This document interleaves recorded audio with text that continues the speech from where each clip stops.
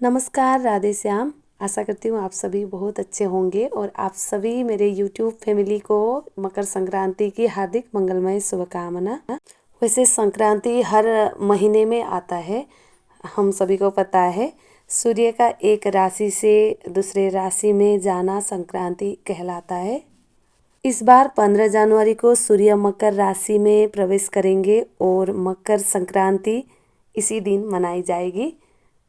पौष मास में सूर्य उत्तरायण होकर मकर राशि में विराजमान होते हैं, तो इस शुभ अवसर को देश के विभिन्न प्रांतों में अलग अलग त्योहार जैसे लोहड़ी, कहीं पोंगल, कहीं माघ बिहू, कहीं माघी संक्रांति और अलग अलग जगह पे अलग अलग नाम से ये त्योहार धूमधाम से मनाया जाता है। धार्मिक मान्यताओं के अनुसार इसी समय पे भगीरथ राजा ने गंगा मैया को धरती पर अपने तप के बल से धरती पर लाए थे और अपने 60,000 पितरों का उद्धार उसी गंगा जल से किया था। इसलिए गंगा स्नान या मकर स्नान का भी बहुत महत्व है। महाभारत के कथा अनुसार पितामह भीष्म जब सूर्य दक्षिणायन थे तब से मृत्यु शैया में सोए थे और जब उत्तरायण हुआ तब तक उन्होंने अपेक्षा करके अपना देह त्यागे थे ताकि अपने आप को मोक्ष मिले। इसीलिए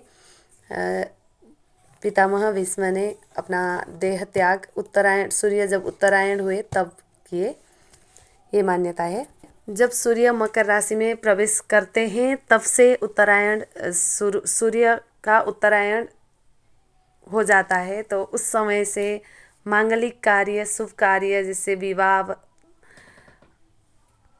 पूजा पाठ आदि सभी मांगलिक कार्य करना खुलता है, शुरू हो जाता है।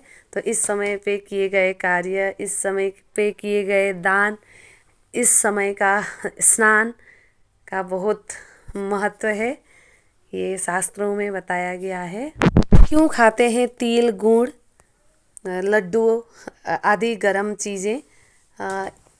अगर वैज्ञानिक दृष्टिकोण से देखें हम लोग तो ये मकर संक्रांति के समय पे बहुत ज़्यादा ठंडा होता है, बहुत ज़्यादा ठंड होती है। उसी वजह से गर्म चीज़ें, मांस की दाल, गुड़, तिल, ये सब गर्म चीज़ें हैं, ये सब लेते होंगे, यही होगा मुझे लगता है। हो भी सकता है और नहीं भी हो सकता है, आप लोग कमेंट करके बताइएगा। और अलग से कोई रीज़न भी हो सकता है, आप लोग कमेंट में ज़रूर बताइएगा।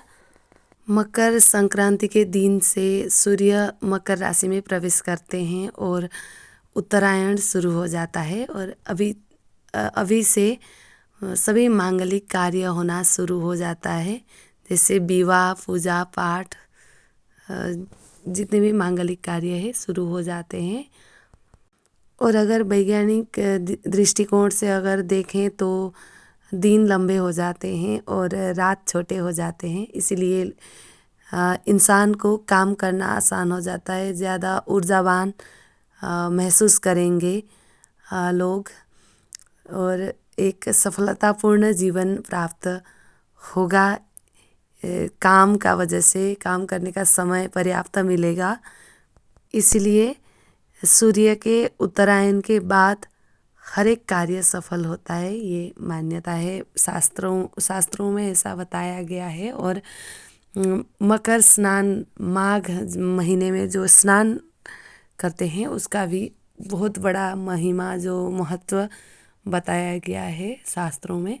और सोस्तानी जो होते हैं, सोस्तानी हम नेपाली गोरखाली संप्रदाय में सोस्तानी बोल के एक व्रत होता है, वो भी इसी महीने में किया जाता है, माघ महीने में। मैंने जो भी कहीं से पढ़ के, कहीं से सुन के, कहीं से सीख के जो भी मुझे समझ में आया वो आप लोगों के सामने शेयर किया। आप लोगों को और भी अच्छे से आता है, मुझे पता है। यहाँ पे गुरु है, शिक्षक है, कोई कथावाचक है, पंडित जी है, आप लोगों को बहुत सारी चीज़ें पता है। हमें उतना खास शास्त्रों का भी उतना नॉलेज नहीं है और इधर भी उतना ज़्यादा कनेक्शन नहीं लगा पाते हैं। ये छोटे से दिमाग ने जितना ले सका वही आप लोगों के सामने शेयर कर दिया। कमेंट में ज़रूर बताइएगा। ये वीडियो आप लोगों के लिए अगर थोड़ा सा भी यो हेल्पफुल रहा तो ज़रूर बताइएगा कमेंट में। और इसी के साथ धन्यवाद।